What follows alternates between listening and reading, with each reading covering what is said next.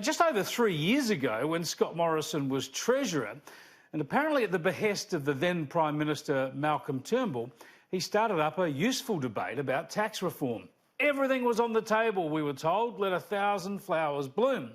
So pretty soon the talk focused on how you might broaden the GST, get rid of all the exemptions that complicate the collection of the tax and halve the amount of revenue it raises, or perhaps even increase the rate, or perhaps even do both. But the idea of this was not to raise more money overall, but to use those funds to scrap or cut other taxes that are a handbrake on our economy. Stamp duties, payroll tax, income tax, for instance. It's a terrific debate to have, and there's a lot of scope here for reform. But back in 2016, it came to pretty much nothing. The government got nervous before the debate went very far, and it was all shut down. What we ended up with later, over a long period of time, was long-term reductions in income taxes and corporate taxes, which of course is okay as far as it goes.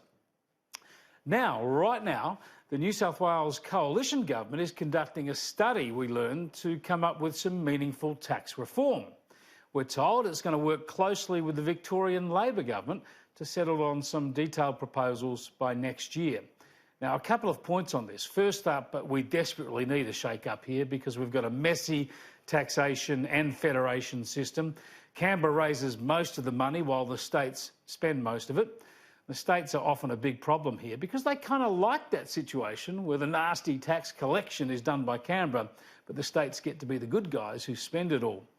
We've always got to be wary of governments raising more money rather than taking the tough decisions to make sure they waste less of it.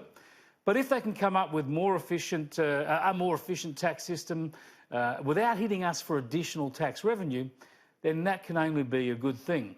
Getting rid of stamp duties, for instance, would be terrific. We hate having to pay money to government when we buy a house or a car.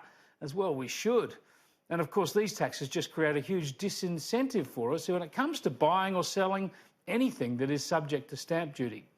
And we know, of course, from Scott Morrison's previous role as Treasurer and that debate I was talking about, that he likes the idea of reform. So let's see if any of this goes anywhere.